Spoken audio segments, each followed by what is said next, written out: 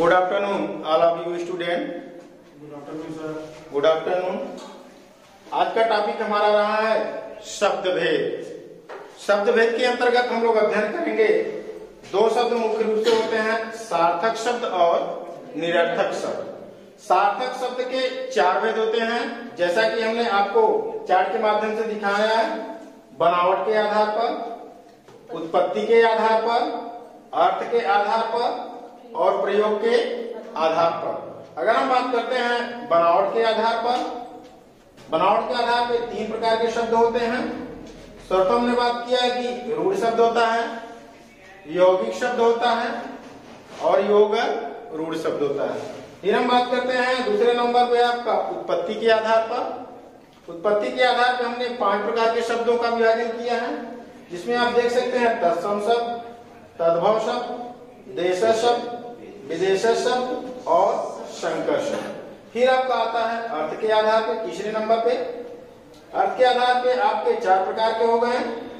Number 1 पे है एकार्थी शब्द, अनेकार्थी शब्द, समानार्थी शब्द और प्रतिलोमार्थी शब्द। फिर हम बात करते हैं लास्ट में चौथे नंबर पे आता है आपका प्रयोग के आधार पर। प्रयोग के आधार पे 2 होते हैं, विकारी शब्द और अविकारी शब्द।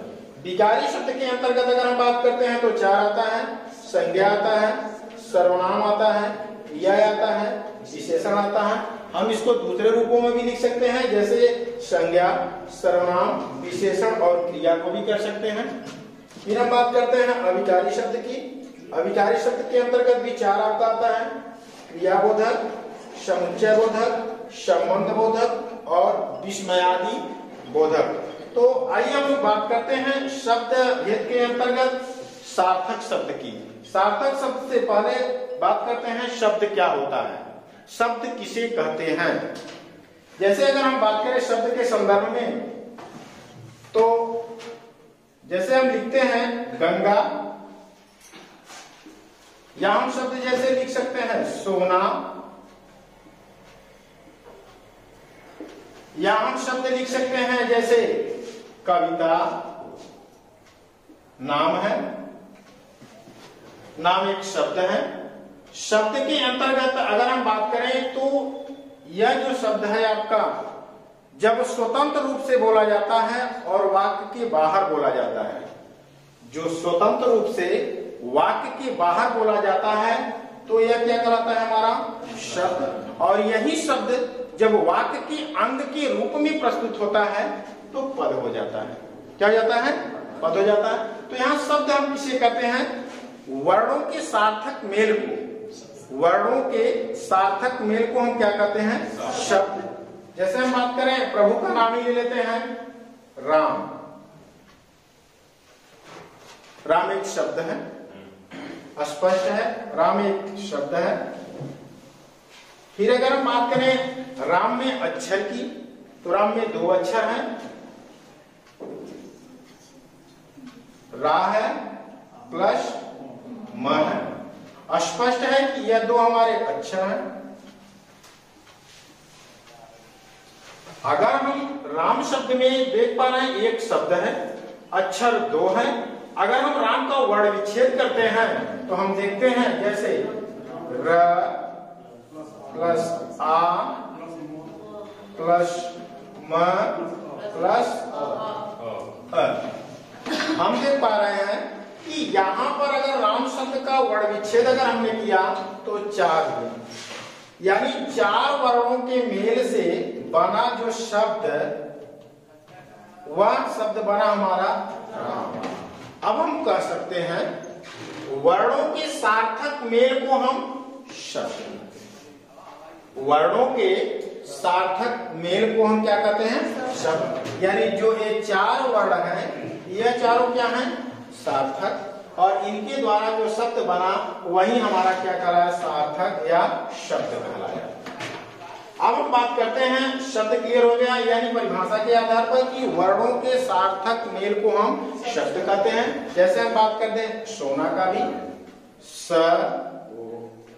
प्लस ओ प्लस न प्लस आ। यहां पर हम देख पा रहे हैं कि सोना शब्द में भी कितने वर्ण हैं? 4 वर्ण हैं। अब हम कह सकते हैं कि सोना शब्द भी 4 वर्णों के सार्थक मेल से बना है। तो 4 वर्णों के यानी सार्थक मेल से जो बनता है वर्णों के, वही हमारा क्या कहलाता है? शब्द। फिर बात करते हैं जैसे कभी। अच्छा ठीक है, यहाँ पर हो जाएगा आपका क प्लस अ प्लस छोटी प्लस व प्लस त प्लस आ, यहाँ पर बनेगा शब्द। ठीक है। और एक चीज इसमें और स्पष्ट कर देना चाहते हैं कि यहाँ पर देखिए हलंत का प्रयोग किया गया है। हमने कहा कि जब स्वतंत्र रूप से प्रयोग होता है जो, वह हमारा क्या कहलाता है? स्वर कहलाता है। स्वरों की सहायता से जो बोला जाता है वह क्या कहलाता है? व्यंजन। तो यहाँ पर क क्या है? हमारा एक व्यंजन है।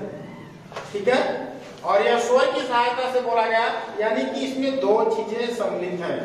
क जो बना है प्लस अ से मिलकर बना है। अ को अलग करने के लिए हम यहाँ पर क्या करते हैं? हलंत का प्रयोग करते हैं। स्पष्ट है। अब बात करते हैं सार्थक शब्द की। सार्थक शब्द का परिभाषा होता है वे शब्द जिसका कोई अर्थ होता है उसे हम सार्थक शब्द कहते हैं। वे शब्द जिसका कोई अर्थ होता है उसे सार्थक शब्द कहते हैं। जैसे अगर हम बात करें यहाँ पर जो समान, जैसे हम बात करें पंखा या घड़ी है, घड़ी, या हम मेज की बात करें, या हम कुर्सी की बात करें, यानी जिन शब्दों का कोई अर्थ होता है उन्हें हम क्या कहते हैं? सार्थक शब्द। पंखा से पंखा का बोध होता है, हम समझ पाते हैं कि पंखा लेना है या देना है। घड़ी से भी हम जान जाते हैं कि घड़ी है हमारा जो टाइम बताता है। मेज की भी बात करें तो मेज से स्पष्ट हो जाता है। कुर्सी से भी बात करें, कुर्सी यानी वह अर्थ देता है। वह यानी शब्द हो गया परिभाषा इसका कि वर्णों के सार्थक मेल को हम क्या कहते हैं? शब्द कहते हैं। दूसरा आपका आता है निरर्थक शब्द। जिस शब्द का परिभाषा है, जिस शब्द का कोई अर्थ नहीं होता है उसे हम निरर्थक शब्द कहते हैं। निरर्थक शब्द सदा सर्वदा सार्थक शब्दों के साथ चलता है। जैसे रोटी ओटी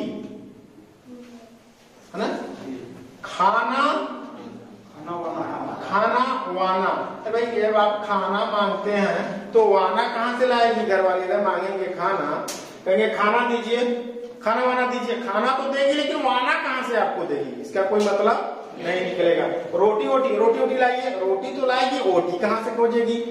बात फिर होती है जैसे कपड़ा ओपड़ा। अरे कपड़ा तो है लेकिन ओपड़ा क्या है?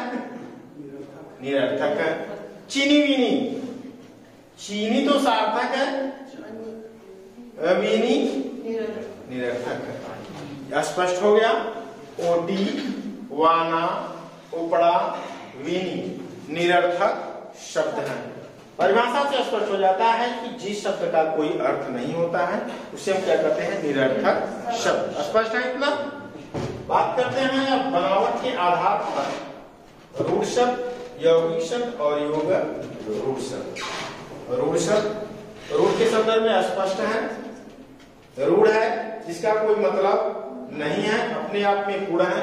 रूढ़ शब्द की परिभाषा होता है वे शब्द जिसके सार्थक खंड न हो सके, ऐसे शब्द जिसके सार्थक खंड न हो सके, या वे शब्द जो अन्य शब्दों के मेल से न बने हों उन्हें हम क्या कहते हैं? रूढ़ शब्द। जैसे हमने बात किया रूढ़ शब्द में चावल,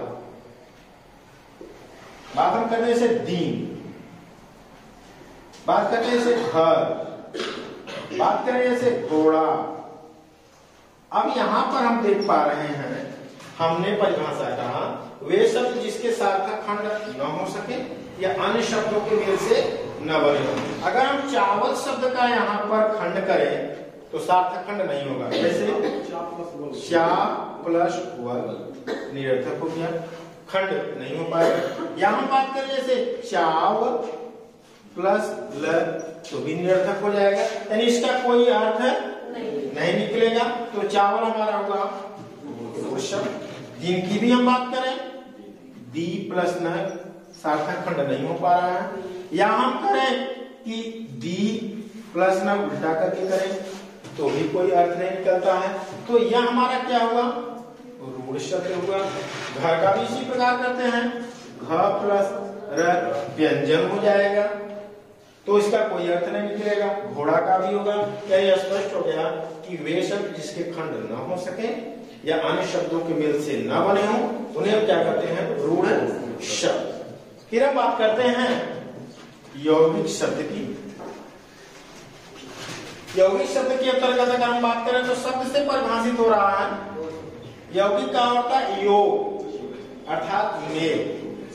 वे शब्द जो दो शब्दों के मेल से बने हैं, या हम कह सकते हैं ऐसे शब्द जो दो शब्दों के मेल से बने हैं उन्हें हम क्या कहते हैं, यौगिक शब्द। जैसे अगर हम बात करें यौगिक शब्द की परिभाषा, विधन ज्ञान हो जाएगा हमारा विज्ञान, दो शब्दों के मेल से बना है।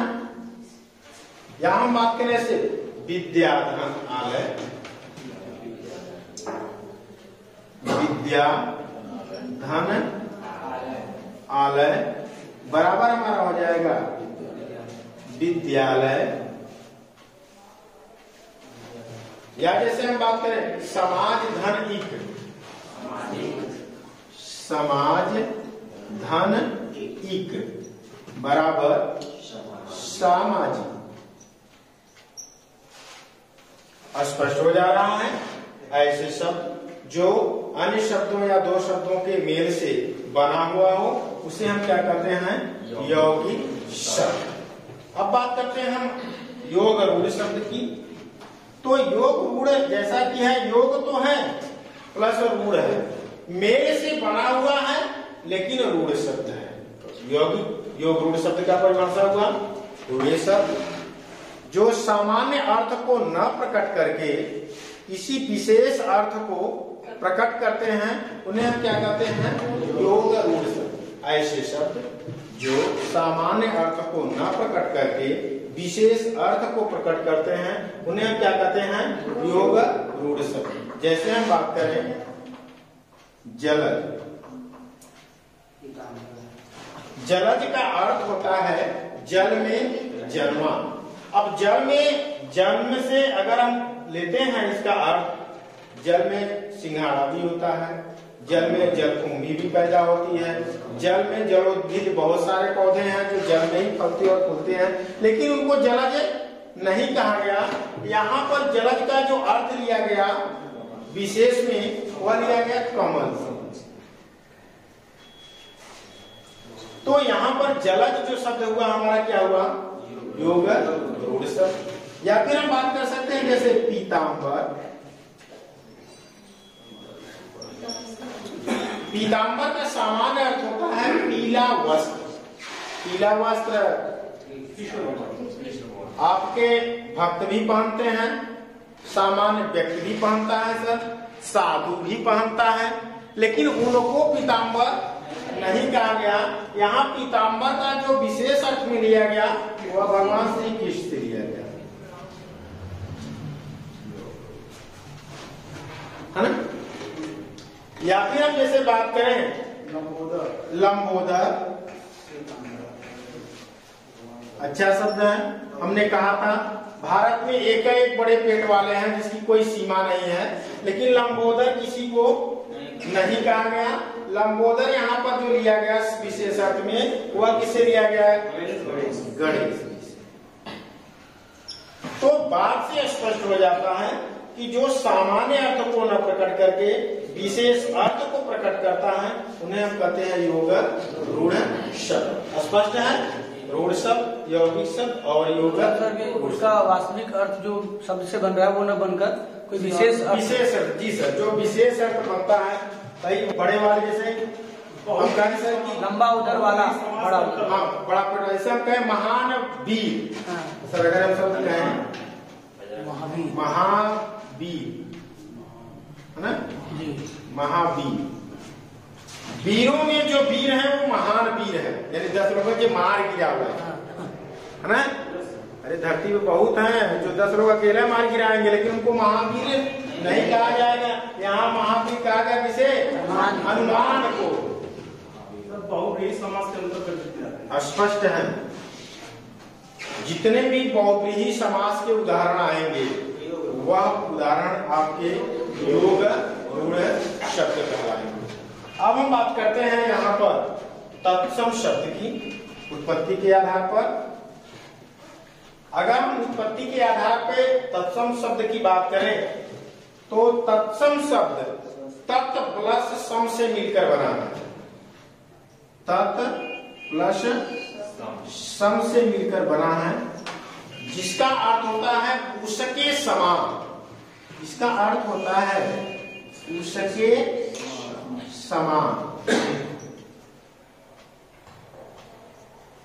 और इसका अर्थ होता है संस्कृत के समान।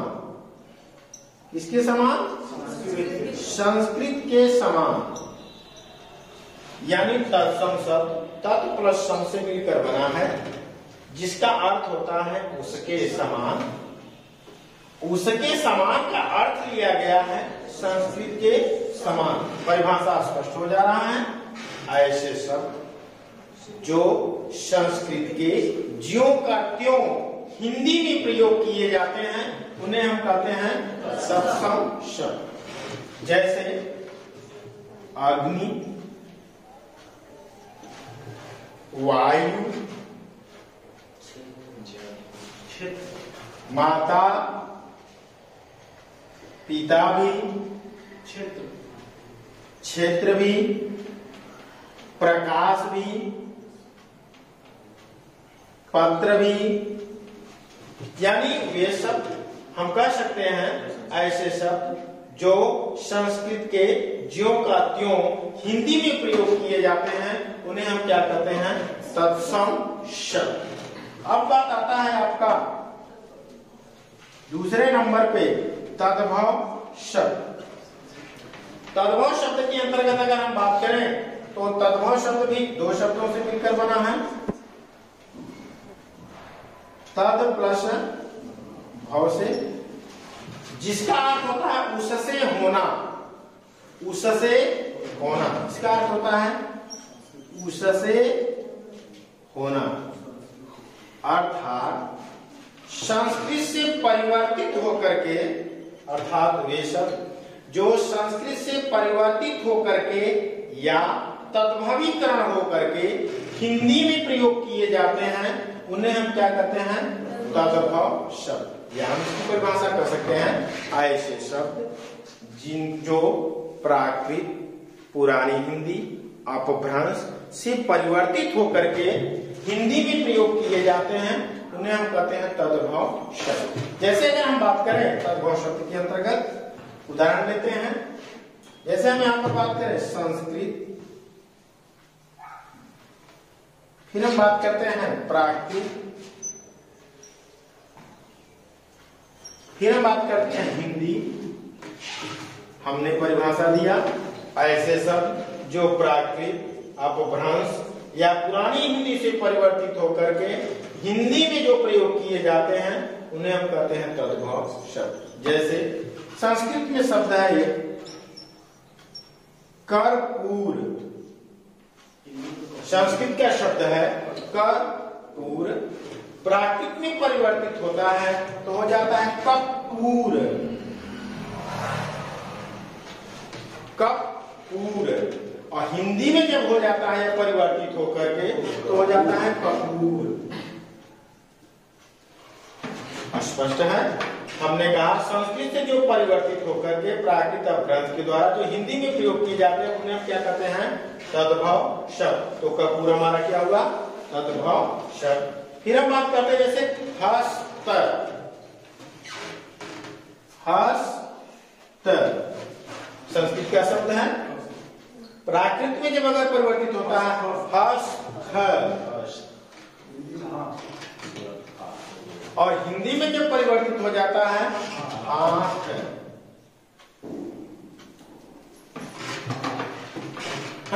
यानी हम क्या कहते हैं? परिवर्तित होकर के जो प्रयोग किया जाता है वही हमारा कहलाता है तद्भव शब्द। या जैसे हम बात करें संध्या। संध्या संस्कृत क्या शब्द है? प्राकृत में अगर लेते हैं तो साज हो जाता है, अनुस्वार का प्रयोग कर लेते हैं। और हिंदी में अगर इसका हम प्रयोग कर देते हैं तो साझ, चंद्र बिंदु हो जाता है साझ। परिभाषा से बात स्पष्ट हो जाता है कि वे शब्द जो संस्कृत में परिवर्तित होकर के या तद्भवीकरण होकर के हिंदी में प्रयोग किए जाते हैं उन्हें हम क्या कहते हैं? तद्भव शब्द। अब हम बात करते हैं देशज शब्द। देशज शब्द देश प्लस ज से मिलकर बना है। देश प्लस ज, जिसका अर्थ होता है देश में जन्मा।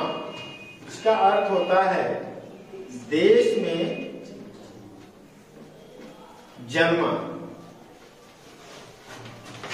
देश में जन्मा अर्थात परिभाषा हम कह सकते हैं ऐसे शब्द जो क्षेत्रीय प्रभाव के कारण स्थिति परिस्थिति के अनुसार आवश्यकता हेतु बोलचाल में प्रयोग किए गए, उन्हें हमने क्या कहा? देशज शब्द। ऐसे शब्द जो क्षेत्रीय आवश्यकता स्थिति परिस्थिति के अनुसार बोलचाल में प्रयोग किए गए, उन्हें हम क्या कहें? देशज शब्द। जैसे देशज शब्द के संदर्भ में अगर हम बात करें, उदाहरण के तौर पर जैसे थैला, लोटा, पगड़ी, लोटा, पगड़ी क्या होता है? पगड़ी, टांग, टांग ने पैर हम लोग कहते हैं ना ले, टांग, कपार, कपार कहते हैं ना, ठेठ, इसमें क्या ठेठ गंवार है, समझ? ठेठ, ठेठ। हमने कहा कि जो क्षेत्रीय यानी प्रभाव के कारण स्थिति परिस्थिति के अनुसार बोलचाल में प्रयोग किए गए वह हमारे क्या कहलाए? देशज शब्द। जैसे हमने कहा थैला, लोटा, पगड़ी, टांग, कपार, ठेठ। या हम कह सकते जैसे गड़बड़, कहते ना, अरे गड़बड़ हो गया, गड़बड़ा दिए काम आप, है ना? तो यह हमारे शब्द क्या कहलाए? देशज शब्द। अब बात आता है आपका विदेशज की। अगर हम विदेशज के अंतर्गत बात करें तो विदेशज का अर्थ होता है, यानी ये दो शब्दों से बना है, विदेश प्लस जैसे, जिसका अर्थ होता है विदेश में जन्मा। इसका अर्थ होता है विदेश में जन्मा, अर्थात वे विदेशी शब्द जिनका हम ज्यों का त्यों या ऐसे विदेशी शब्द जिनका ज्यों का त्यों हम प्रयोग करते हैं उन्हें हम क्या कहते हैं? विदेशी शब्द। लेकिन फिर परिभाषा होता है कि विदेशी शब्द के अंतर्गत कुछ ऐसे शब्द होते हैं जिनका हम तद्भवीकरण करके भी अपनाते हैं, उनको भी हम क्या कहते हैं? विदेशी शब्द। तो देखते हैं कि कौन कौन शब्द आते हैं इसके अंतर्गत। जैसे अगर हम बात करें, बहुत प्रचलित शब्द है जैसे company, company, camp, station, station, cricket,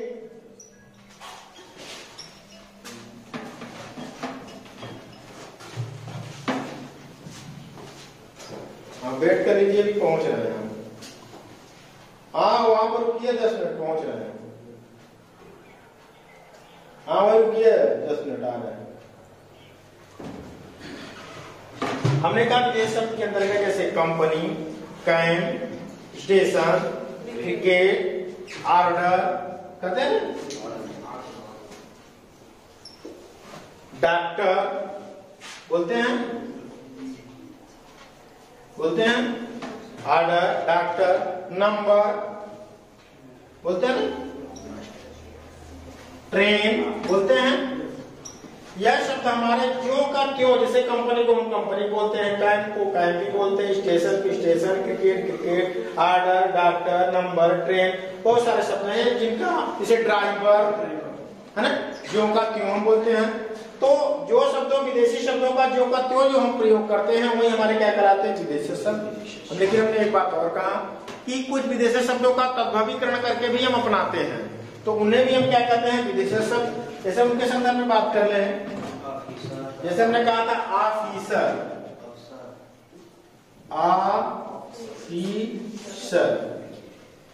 इनका तद्भवीकरण अगर करते हैं तो हम अपने उपयोग करते हैं ऑफिसर। या जैसे हम बात करें लैंटर्न,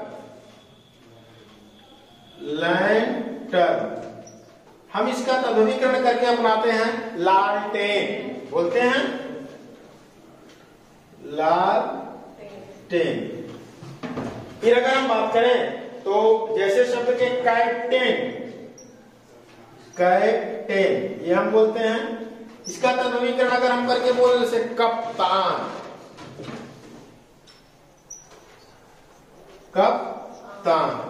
तो यहां पर हम देख पा रहे हैं कि शब्दों का कुछ ऐसे शब्द हैं जिनका तद्भवीकरण करके हम अगर प्रयोग करते हैं तो वह भी हमारा क्या कहलाता है, विदेशी शब्द। जैसे ऑफिसर को अफसर कहते हैं, लालटेन को लालटेन, कैप्टन को कैप्टन कहते हैं। तो यानी विदेशी शब्दों का जो कहते हैं जो हम अपनाते हैं वही शब्द हमारे विदेशी शब्द कहलाते हैं। अब बात आता है लास्ट में आपका चौथे नंबर पे शंकर। आप लोगों ने अध्ययन किया होगा, हमने बताया भी था कि मेंडल ने जो है मटर के पौधों पर किया था, उसी शब्द का यहाँ पर प्रयोग है शंकर। शंकर शब्द जो हाइब्रिड की आप लोग बीज, जैसे इस समय सब्जियां भी बहुत पाई जाती हैं और फल फूल भी बहुत पाए जा रहे हैं, तो हाइब्रिड के मिलते हैं। तो हाइब्रिड का मतलब होता ही हिंदी शंकर, जो क्रॉस करके बनाया जाता है जनरेशन को, वही शंकर कहलाता है। तो यहाँ पर शब्दों में प्रयोग किया गया है। तो शंकर शब्द का अर्थ होता है मेल से बना हुआ, अर्थात वे शब्द जो दो भिन्न भाषाओं के मेल से बना हो या दो भिन्न स्रोतों के मेल से बना हो, उन्हें हम क्या कहते हैं, शंकर शब्द। जैसे अगर हम बात करें शंकर शब्द में, दो भाषाओं की बात हमने किया, जैसे छाया प्लस दार बराबर शब्द यहां पर हो जाते हैं छाया दार। छाया अगर शब्द हम देखें तो छाया संस्कृत का शब्द है। छाया किसका शब्द है, संस्कृत का। दार शब्द अगर हम देखें एक फारसी शब्द है। तो दोनों के जो दोनों भाषाओं के मेल से बना, यानी छाया अलग ये भाषा का है, दार अलग भाषा का है, दोनों के मेल से जो शब्द बना छायादार, यही हमारा कहलाया शंकर शब्द। यहाँ पर हम जैसे कहते हैं पान दान, कहते हैं पान प्लस दान बराबर पान दान। पान शब्द अगर हम देखें तो यहाँ पर हिंदी शब्द है, पान आपका हिंदी शब्द है। एक कहावत नहीं कहा जाता है, हमने कहा था कहीं कारण पान फले न फूले, कहीं कारण पान फले न फूले, कहीं कारण हाथी फूकत चले, और कहीं कारण गूलर गुप्त फरे न फूले, या कहीं कारण गूलर गुप्त न फूले हम कह सकते हैं। पान की अपनी विशेषता है, पत्ते में ही सारा स्वाद मिल जाता है, इसलिए फलता फूलता।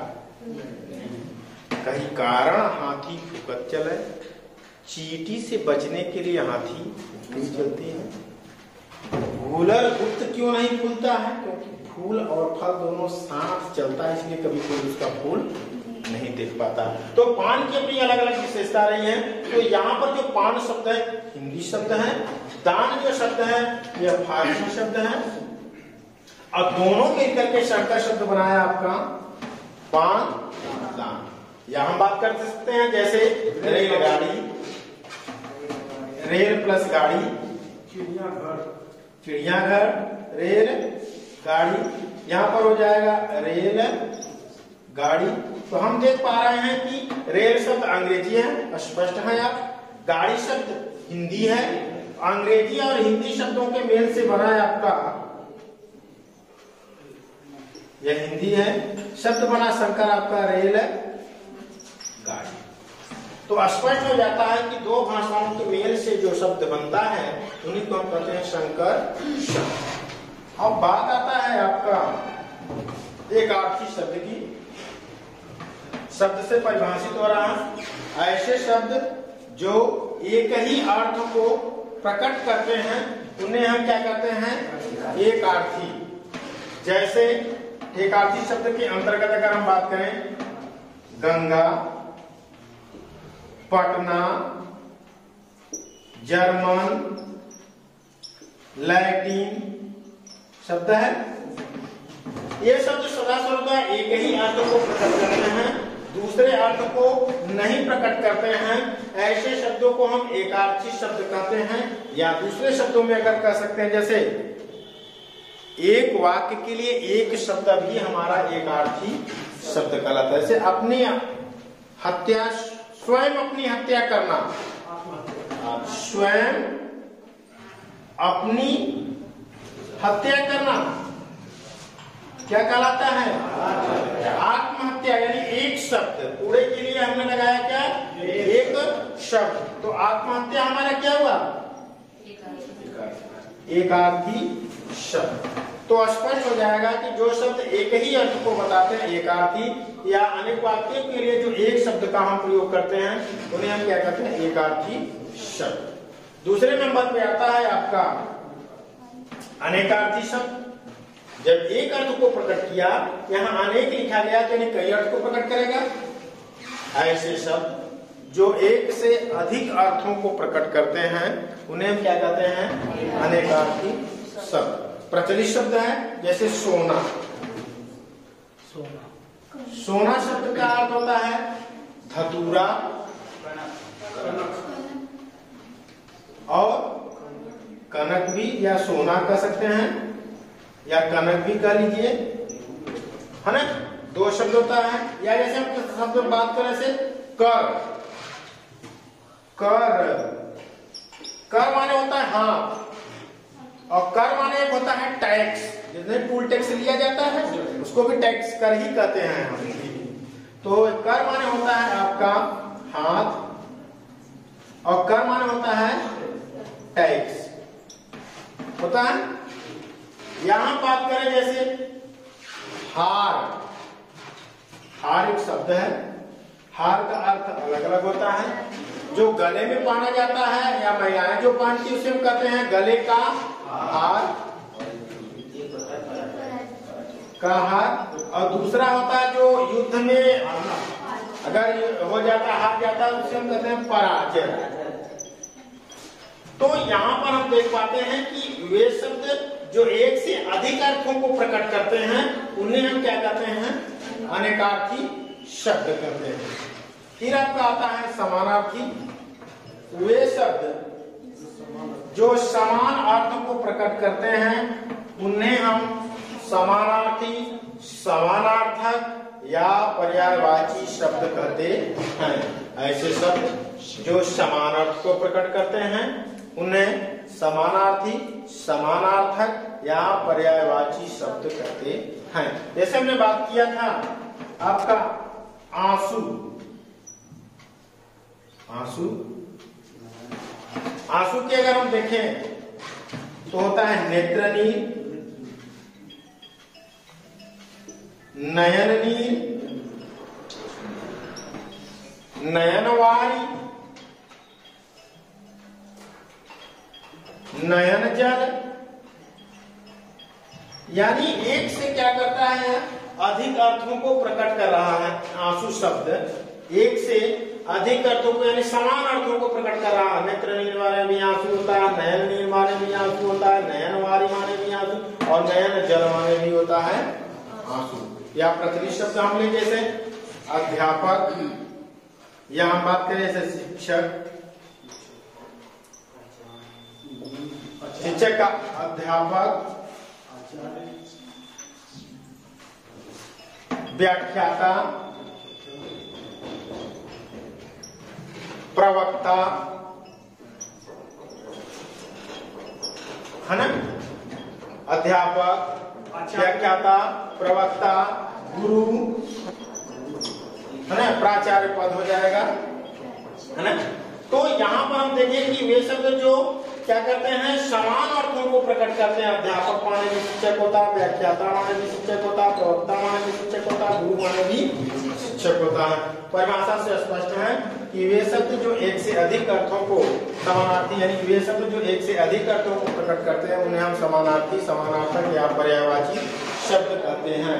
ये शब्द वे शब्द जो विपरीत या उल्टा अर्थ को बताते हैं उन्हें प्रतिलोम शब्द, प्रतिलोमार्थी शब्द, विपरीत शब्द, विपरीतार्थी शब्द, विपर्यायवाची शब्द या विलोम शब्द कहते हैं। वे शब्द जो विपरीत अर्थ को बताते हैं उन्हें विपरीत शब्द, विपरीतार्थी शब्द, प्रतिलोम शब्द, प्रतिलोमार्थी शब्द, विपर्यायवाची शब्द या विलोम शब्द कहते हैं। यानी 5-6 नामों से यह जाना जाता है। किसी भी नाम से आपसे पूछ सकता है। विलोम लिखे तो तुरंत आप समझ जाएंगे। अब यहाँ पर प्रतिलोमार्थी लिखेंगे सर तो थोड़ा भ्रमित हो जाएंगे, है ना। यहाँ पर अगर आप विपरीतार्थी लिख दें तो थोड़ा सोचेंगे विपरीतार्थी क्या होता है, विलोम तो हमने अध्ययन किया। तो ये कई नामों से जाना जाता है। जैसे अगर हम बात करें अपेक्षा, उपेक्षा,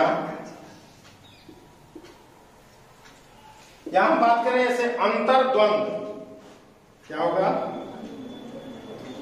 अब बात बिगड़ गई, बोलिए। बहिर्द्वंद,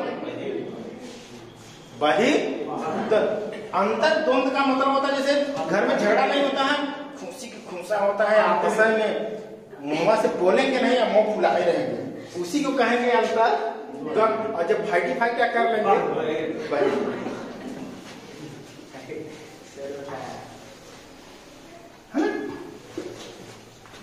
यहां जैसे बात करें लघु, लघु क्या होगा,